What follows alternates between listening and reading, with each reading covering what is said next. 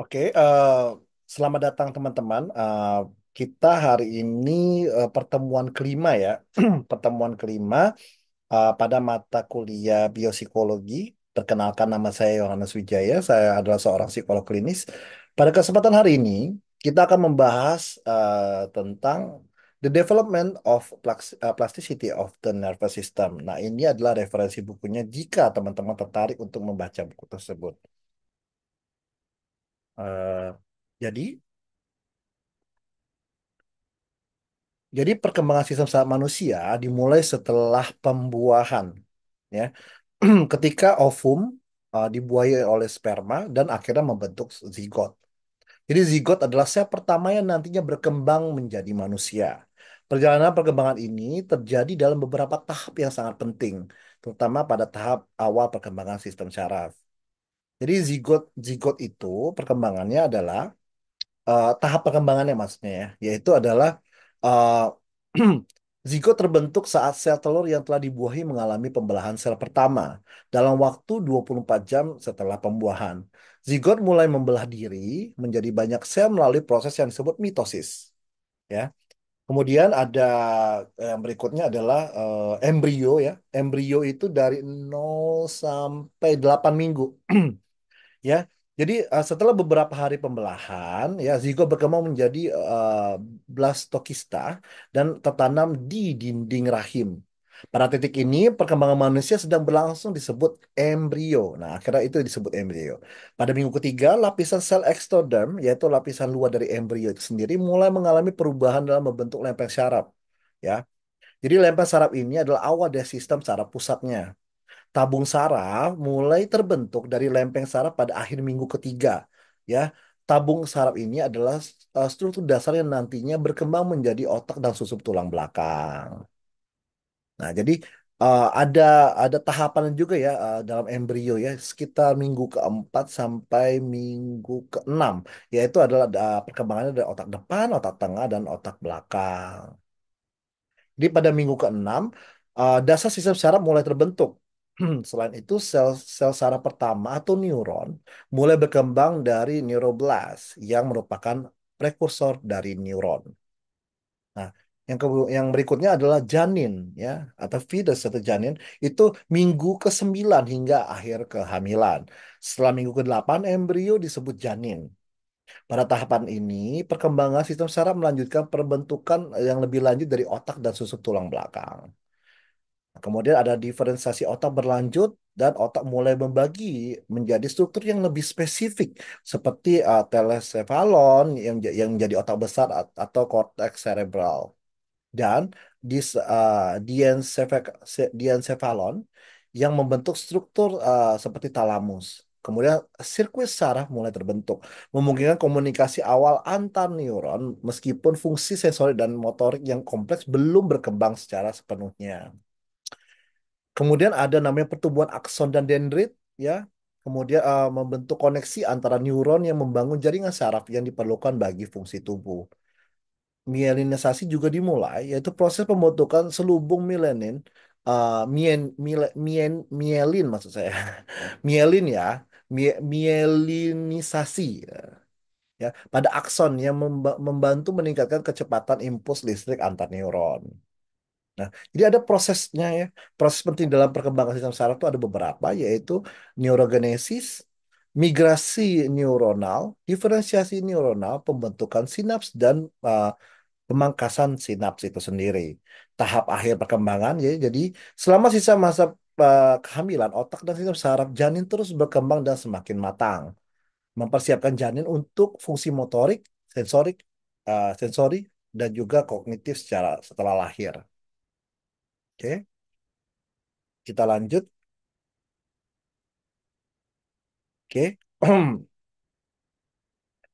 Nah, kalau untuk ini, selama perkembangan embrio, lapisan-lapisan sel berbeda mulai terbentuk yang masing-masing memiliki peran spesifik dalam pembentukan berbagai struktur tubuh.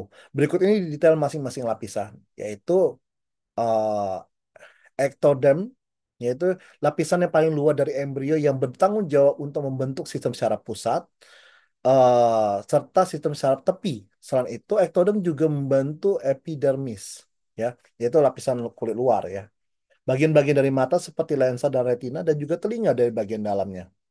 Kemudian perkembangan sistem syaraf mulai membentukkan dari lempeng syaraf dari ektoderm yang kemudian melipat menjadi tabung saraf ya, dasar dari otak dan susun tulang belakang. Kemudian ada istilah mesoderm yaitu lapisan tengah ini membentuk jaringan ikat ya, termasuk tulang, kartilago, otot, sistem pendarah, sistem peredaran darah juga ada. Selain itu, mesoderm juga berperan dalam pembentukan organ-organ seperti jantung, ginjal, dan otot rangka. Kemudian ada endoderm, yaitu membentuk lapisan dalam organ-organ tubuh termasuk saluran pencernaan, paru-paru, hati, pankreas, dan sistem saluran kemih. Nah, kemudian ada diferensiasi selnya ya, yaitu selama tahap embrionik dan janin, berbagai jenis sel baru mulai terbentuk dalam proses yang disebut diferensiasi. Inilah proses yang dimana sel-sel yang tidak terspesialisasi atau sel-sel yang punca menjadi sel-sel yang dengan fungsi khusus seperti neuron dalam sistem syaraf, sel otot atau sel darah. Ya, proses ini sangat penting untuk membentuk berbagai jaringan dalam organ tubuh yang akan berfungsi secara spesifik setelah bayi lahir. Oke. Nah, ini adalah perkembangan struktural pembentukan sistem syaraf, yaitu lapisan-lapisan embrionik mengalami penebalan ya untuk membentuk struktur awal dari sistem syaraf, yaitu lempeng saraf ya. Ini nama nama lain untuk lapisan ektodermal ya yang menebal dan merupakan struktur awal dari sistem syaraf. Proses ini dimulai sekitar minggu ketiga perkembangan dari embrio. Lapisan kemudian yang kedua adalah lipatan syaraf, yaitu lempeng syaraf yang kemudian melipat ke atas ya, membentuk dua lipatan yang mengelilingi sebuah celah di tengah yang disebut alur saraf. Ini adalah tahap awal pembentukan tabung saraf. Jadi dia melingkar, jadi akhirnya membentuk seperti tabung. Ya, kemudian tabung saraf yaitu dalam waktu sekitar 23 hari, lipatan saraf menyatu membentuk tabung saraf dari salur saraf, dari alur saraf maksud saya. Nah, otak dan susun tulang belakang berkembang dari tabung saraf ini yang merupakan struktur dasar dari sistem saraf pusat.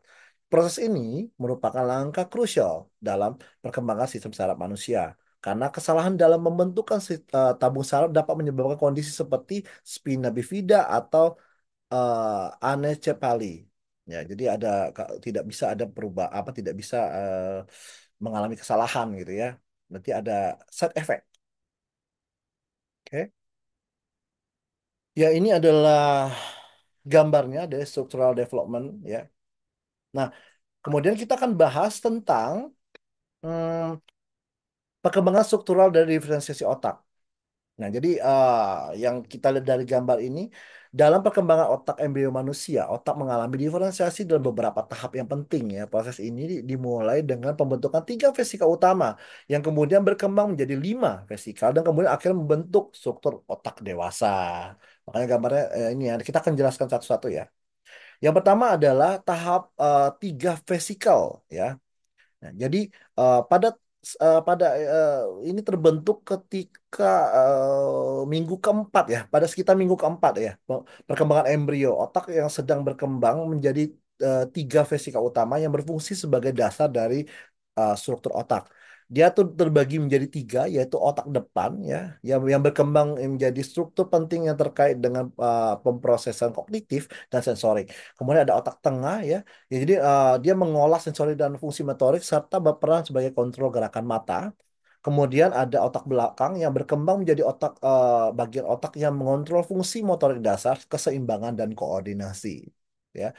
Nah, kemudian kita akan lihat di tahap kelimanya ya, tahap lima vesikel ya, yang stage ya, itu pada minggu kelima. Yaitu tiga vesikel ini berkembang lebih lanjut menjadi lima vesikel yang lebih khusus.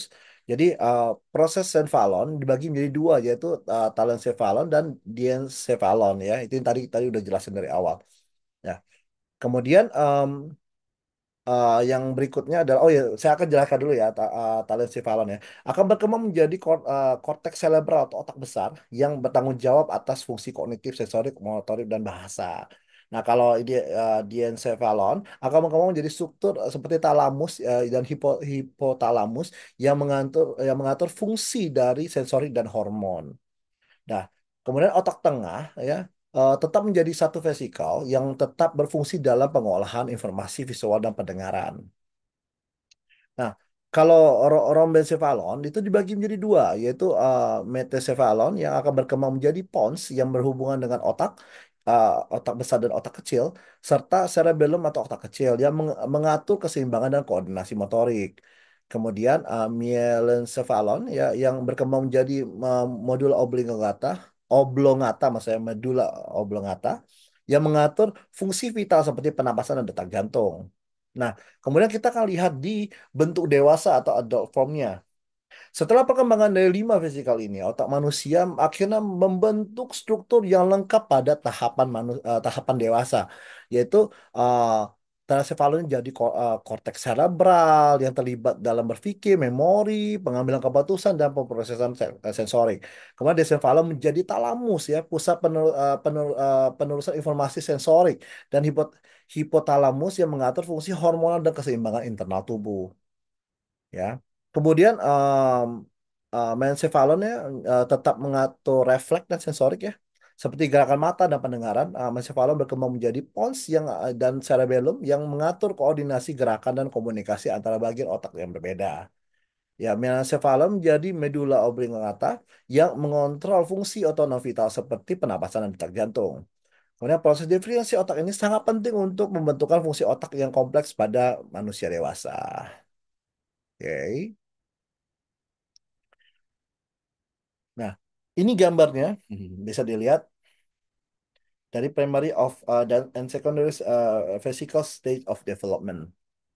Nah, kemudian kita bahas tentang perkembangan struktural ya, perkembangan sumsum tulang belakang. Sumsum tulang belakang berkembang dari tabu saraf pada embrio dan melalui proses ini terbentuknya dua komponen penting yaitu lempeng alar dan lempeng basal yang yang masing-masing menjadi peran yang membentuk berbagai jenis neuron.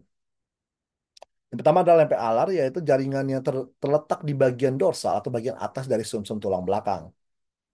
Sorry, lempeng ini berkembang menjadi neuron sensorik dan interneuron ya, yang terdapat di tanduk dorsal.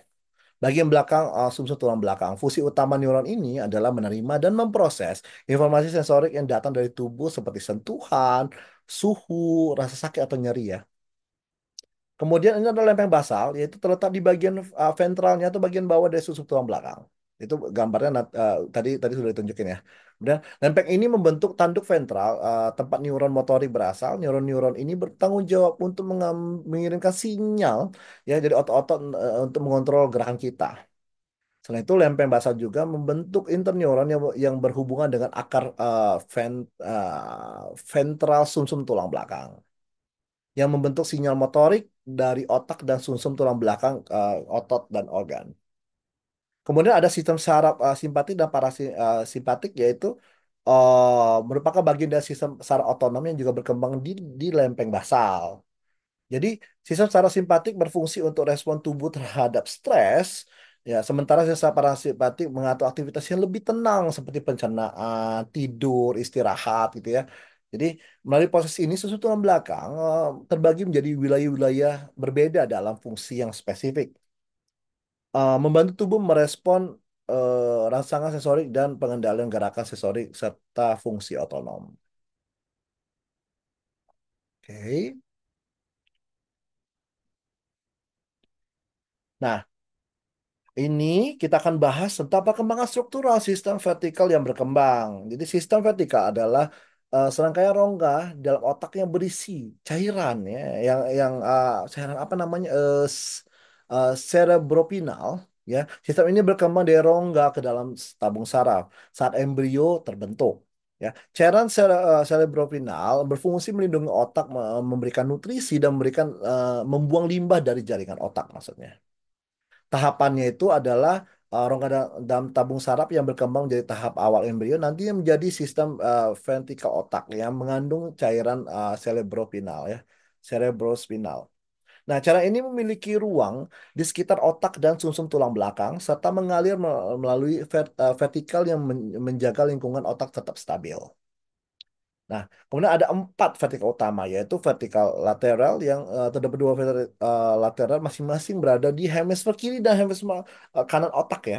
Jadi otak itu ada ke kiri dan kanan itu masing-masing berada di sananya. Jadi ada dua di vertikal lateralnya. Kemudian terbesar dalam vertikal ini adalah yang terbesar dalam sistem vertikal yang mereka menghasilkan sebagian besar cairan cerebrospinal. Kemudian ada vertikal yang ketiga yaitu berada di tengah otak di antara dua diencephalon, bagian otak yang mengandung talamus dan hipotalamus. Jadi dia itu di bagian hipotalamus dan talamusnya ya. Nah, ini berhubung dengan vertikal lateral melalui saluran sempit yang disebut dengan foramen interventricular. Interventrikular. Oke. Kemudian yang vertikal keempat yaitu tetap di antara pons dan cerebellum di bagian belakang otak. Hmm, jadi ini tugasnya mengalihkan cairan cerebrospinal ke ruang suprakonoid di sekitar otak dan susun tulang belakang. Nah, ini ada fungsi cairan cerebrospinal ya, melindungi otak dari guncangan dan cedera fisik, menyediakan nutrisi dan menghilangkan limbah dari jaringan otak, kemudian menjaga tekanan intrakranial biar tetap stabil. Oke. Nah, jadi ini adalah perkembangan seluler neuron dan sel glia ya. Nah, jadi ini sel terbentuk dari lapisan sel ektrodom yang melapisi permukaan dalam tabung saraf. Proses ini menghasilkan berbagai jenis sel saraf yang akan berkembang menjadi struktur otak dan susun tulang belakang. Ya, ini ada pembentukan lapisannya atau lapisan sel ektodermal ya, dalam dalam tabung saraf ya. Ya, kemudian ada migrasi sel sel anak ya. Jadi terbentuk dari lapisan ventrikular berimigrasi ke beberapa area yang berbeda ke lapisan kortikal ya. Jadi eh, lapisan jadi dia tuh bermigrasi antara lapisan intermediate dan lapisan marginal untuk membentuk lempeng kortikal. Nah, lempeng kortikal ini nantinya akan berkembang menjadi korteks cerebral atau lapisan luar otak. Kemudian lapisan subventrikular ya, yaitu beberapa sel anak yang bermigrasi ke lapisan subventrikular tempat mereka berdiferensiasi menjadi dua bagian sel, yaitu sel glia maksudnya, dan juga interneuron. Ya. Jadi sel glia ini adalah sel pendukung yang membantu menjaga lingkungan di sekitar neuron, memberikan nutrisi dan melindungi jaringan saraf. Kemudian ada yang tetap di lapisan ventrikular, yaitu berada di lapisan ventrikular berkembang menjadi sel ependymal. Oke. Kemudian fungsi yang sel yang berkembang yaitu ada neuron, yaitu bertanggung jawab untuk menghantar sinyal syaraf, memungkinkan otak dan tubuh untuk berkomunikasi. Sel glia membantu mendukung fungsi neuron dengan menyediakan isolasi dukungan metabolik dan mengatur lingkungan kimia di sekitar neuron. Kemudian sel epidermal yaitu berperan produksi sirkulasi cairan CSF ya, yang melindungi otak dan susun tulang belakang serta menjaga keseimbangan kimiawi.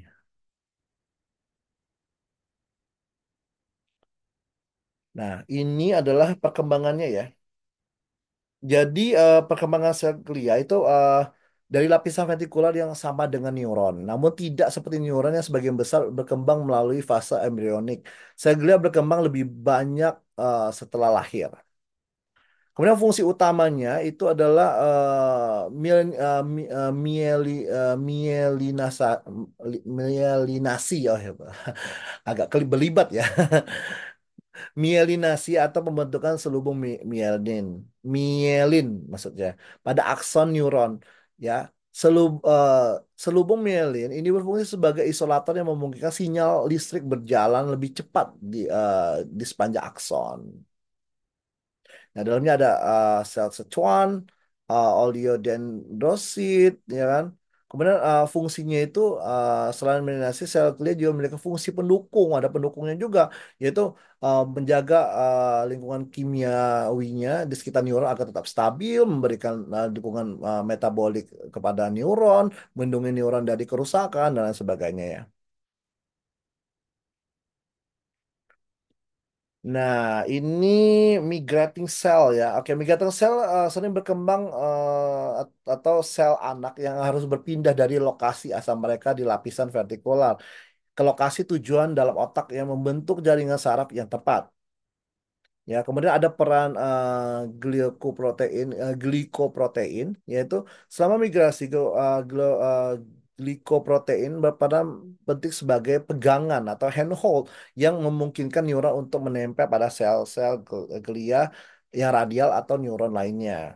Kemudian dampak kegagalan produksi glioprotein adalah kegagalan dalam memadai dari dapat menyebabkan neuron tidak dapat berfungsi dengan baik ya dan mungkin berdampak pada perilaku individu. Kemudian ada disfungsi dari migrasi sel yaitu dihubungkan dengan gangguan mental tertentu seperti skizofrenia. Oke. Nah, ini adalah gambarnya ya. Oke. Ya. Kita kan bahas ke neurogenesis ya. Neurogenesis terjadi terutama perkembangan embrionik ya di mana sejumlah besar neuron dibentuk dari sel-sel progenitor di lapisan vertikular. Ya, setelah kelahiran jumlah neuron yang terbentuk sangat terbatas. Hal ini menunjukkan bahwa sebagian besar neuron yang ada di otak sudah terbentuk sebelum lahir. Nah, ini ada pengecualian ya, yaitu sel-sel cerebellum itu bagi otak yang berfungsi dalam koordinasi gerakan dan keseimbangan terus mengalami neurogenesis. Nah, dan juga ada apa namanya olfactory receptor neuron ya, itu bertanggung jawab untuk mendeteksi bau dan mereka juga untuk diperbarui berkala sepanjang kehidupan. Ya, kemudian ada neuron hipokampus ya, terus diproduksi di daerah hipokampus meskipun dengan tingkat yang lebih rendah dibandingkan selama perkembangan embrionik. Kemudian neuroplastisitas yaitu pengecualian dalam pembentukan neuron baru ini berkontribusi pada neuroplastisitas, yaitu kemampuan otak untuk beradaptasi dan berubah seiring waktu. Oke, ini adalah diferensiasinya ya. Oke, jadi diferensiasi saraf itu adalah proses di mana sel-sel progenitor atau sel-sel yang belum matang dikembangkan menjadi jenis saraf-saraf yang spesifik dengan fungsi tertentu. Proses ini melibatkan dua mekanisme yaitu otonom dan induksi. Ya, kalau yang otonom dikendalikan oleh program genetik ya dalam satu sel itu sendiri, yaitu informasi yang terkandung dalam DNA sel mengarahkan sel untuk berkembang menjadi bentuk yang fungsi yang lebih spesifik. Kalau induksi melibatkan pengaruh dari sel-sel lain di sekitarnya. Sel ini mempengaruhi perkembangan dan diferensiasi lain melalui sinyal kimia atau interaksi secara fisik. Oke. Nah, kalau yang ini itu yang pembentukan koreksi neural ya. Neural. Yaitu mengalami diferensiasi langkah selanjutnya adalah membentuk koneksi dengan neuron lain. Proses ini sangat penting untuk membangun jaringan saraf dan fungsional. Berikut ini adalah ya nanti Bapak akan jelaskan tentang penjelasan lebih lanjut mengenai pembentukan koneksi neural, yaitu menuju sel target ya, kemuncul akson ya, filopodia. Ya, Filpodia itu yang merupakan perpanjangan dari mirip duri yang muncul di permukaan kon itu loh. Oke, oke, kita lanjut ke ini gambarnya ya, movement of the Filopodia and growth cone. Oke, kemudian kita akan bahas tentang pembentukannya ya. Nah, pembentukannya itu adalah yang sangat penting ya. Jadi membentuk koneksi neural yang sangat tepat. Berikut ini adalah penjelasannya. Ya, Bapak akan menjelaskan tentang mekanisme yang terlibat dari pertumbuhan akson dan pembentukan koneksi secara umum. Kalau sel panduan atau guide post cell itu berfungsi sebagai peta untuk membantu neuron dalam menemukan jalannya menuju sel utama. Kalau neurotropin ya, yaitu merupakan zat kimia disebut neurotropin. Kemudian penentuan neurotransmitter ya akan dilepaskan oleh neuron presinaptik ya. Oke. Nah, kita kan membahas pentingnya ya, pentingnya. Jadi pentingnya itu adalah neuron diperlukan untuk membentuk koneksi yang tepat ya. Berperan penting membangun koneksi karena ketika neuron aktif dan sinyal listrik dan kimia yang dihasilkan memperkuat koneksi sinapsis antar neuron. Tanpa aktivitas neural yang cukup, koneksi antara neuron mungkin tidak terbentuk dengan baik atau mungkin menjadi kurang stabil kitanya. Kalau mengenai model akson adalah proses di mana akson atau bagian neuron yang mengirimkan sinyal terhubung di tempat yang tepat ya. Memperkuat koneksi sinapsis dengan neuron yang benar dan memutuskan koneksi yang tidak sesuai. Kemudian ada aktivitas neural yang menghubungkan koneksi untuk komunikasi ya. Jadi dapat membentuk jalur yang memungkinkan informasi sensorik dan motorik diproses secara efisien kalau di sini. Kemudian kalau koneksi sinaps ya, koneksi sinaps itu ya kadang menyediakan respon perilaku yang lebih bervariasi dan lebih kompleks ya, memungkinkan adaptasi yang lebih baik terhadap lingkungan. Oke, kita akan bahas tentang ini ya apa namanya kematian sel neuralnya ya. Kematian sel neural adalah proses paling penting dalam perkembangan sistem saraf, di mana sel-sel saraf itu tidak lagi dibutuhkan dihapus di jaringan. Berikut ini Bapak akan jelaskan penjelasan mengenai mekanisme teori yang berkaitan dengan kematian sel tersebut. Yaitu yang pertama adalah apoptosis ya, yaitu mengatur jumlah sel dalam otak dan memastikan bahwa hanya sel yang diperlukan aja yang bertahan, sisanya akan dibuang.